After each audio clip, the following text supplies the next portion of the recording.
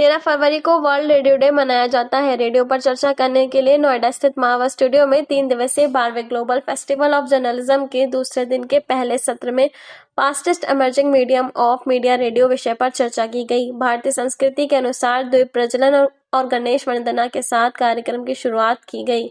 कार्यक्रम में doctor Sandeep Marwah, festival president ICMEI, chancellor AFT university of media and arts, Xavier Paulinez, Abel Abelle Despaigne, commander KL Ganju Zarin, Atishay Surendra Sinha, Shishir Sinha मौजूद रहे। कार्यक्रम में उपस्थित सभी अतिथिगण को पुष्पगुच्छ भेंट कर उनका स्वागत किया गया।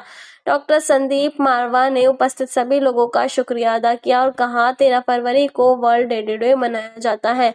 भारत जैसे लोकतांत्रिक देश में रेडियो ऐसा माध्यम है जो जनमाध्यम का रूप ग्रहण किए हुए है और यह अपनी व्यापक पहुंच के कारण ही लोकतंत्र की अवधारणा को साकार करता है। वह मौजूदा अतिथिगण ने रेडियो पर अपने अपने विचारों को साझा किया और वर्ल्ड रेडियो डे का पोस्टर रिलीज किया।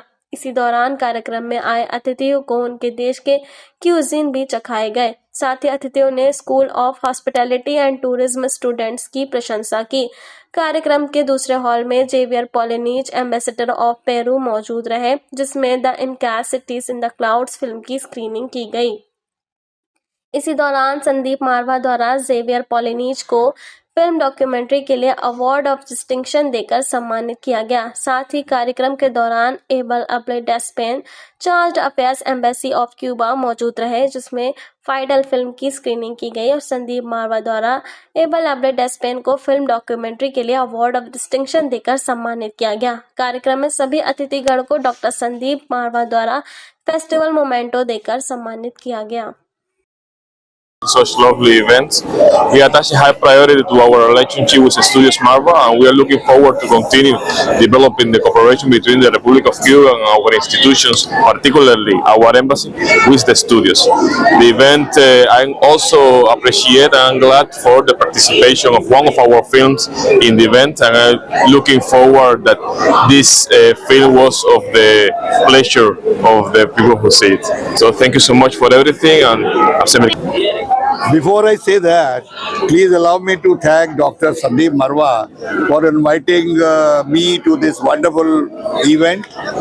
And this event was very fruitful and very, very important because media and the radio today, by the way, today is a International Radio Day also. So my message to all of this is congratulations on this day. And media is such a thing which has to be honest, courageous and dedicated. If you learn for 3 years the journalism and you are not courageous, you don't want, you fall into the wrong trap, then you will not become a good journalist at all. If you want to make a name, if you want to make a fame, then you have to be writing what you see. You have to be communicating what you see and benefit the masses, because ultimately it is the poor people who are sufferers. Present media is doing their job and you have to add to their, and support them in bringing everything to the public. Marva Studies, we inaugurate one documentary of Peru, my country. I am the ambassador of Peru in India, about the Inca civilization. And I hope this documentary can show our ancient history about the Incas. Message that I can send is that filming, radio and so on are so important that it's wonderful to support us and to have collaboration with Marva Studies.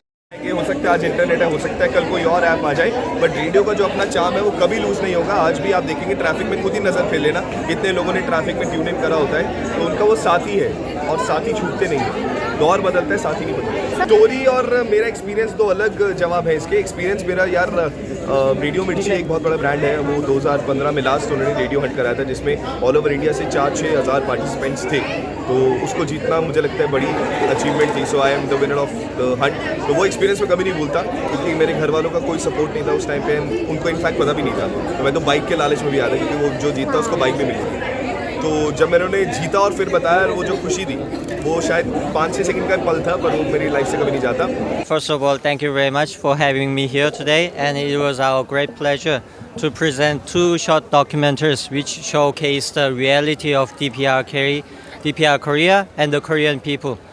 Well, what I'd like to say and request you sincerely is that through this kind of cultural engagement and communication, I want friendly Indian people to have a correct and clear understanding about the reality of my country, which is often depicted, unfortunately, negatively in some Indian and all world media.